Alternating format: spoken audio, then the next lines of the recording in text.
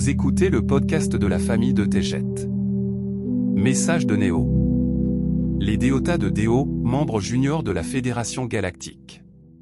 Amis de la Terre. En ces moments de lumière et de communication dans l'amour, nous continuons, comme promis, à dévoiler des âmes qui sont membres de la Fédération Galactique. Alors que ces âmes servent bien en tant que membres juniors, leurs efforts dans leur quête vers la vérité, leur serviront à devenir des meneurs parmi les plus grandes âmes. Peut-être que beaucoup d'entre vous les rejoindront pour servir la lumière, en tant que membres des magnifiques forces de la lumière. En effet, le passage à Shin ouvre toutes les possibilités. Cette belle race d'êtres se nomme Déota, depuis le début de leur vie sous forme corporelle. Leur planète s'appelle Déo, et elle tourne en couleur et en fréquence au-delà de la Voie lactée de la galaxie. Cette race vit en harmonie, avec des corps qui font circuler la lumière avec des cœurs de cristal. Mais cette évolution fut un long cheminement, car la dualité était autrefois leur mode d'existence. Autrefois, les Déotas se battaient les uns contre les autres, la haine et la discorde provoquant la colère et la confusion. Ils vivaient sous l'autorité d'un chef qui agissait comme un dictateur. Il arriva de Sirius dans la lignée de Pilcozox et de son fils Opicheclio, qui trompèrent les âmes de la Terre. En effet, son arrivée a eu lieu sous une fausse lumière, et s'est rapidement manifestée sous la forme de ténèbres et de haine. Pendant des millions d'années, il a semé la peur et la colère, parmi ceux qui désiraient la paix. Il semblait n'y avoir aucune réponse pour ces êtres qui furent tourmentés, et dont la liberté fondamentale fut volée. L'archange Michel discuta avec le sage Akai de la situation critique dans laquelle se trouvait Déo, alors que la Terre faisait également l'expérience de la tromperie. Un plan fut établi pour visiter et évaluer la situation. Le sage Akai se trouva confronté à une certaine résistance, car le chef nommé Koshu était sombre dans son être, et se recroquevillait sur sa propre obscurité, et sa propre tromperie. Le sage Akai commanda le changement des fréquences et la lumière recouvrit la planète. Il captura Koshu, et l'envoya en exil, afin que son sort soit réglé au moment de l'apogée des ténèbres, dont les innocents étaient la proie. Les âmes de Déo étaient libres, et se rassemblaient pour entendre des paroles de sagesse, ainsi que pour recevoir des corps améliorés, dont ils avaient seulement entendu parler pendant leur captivité.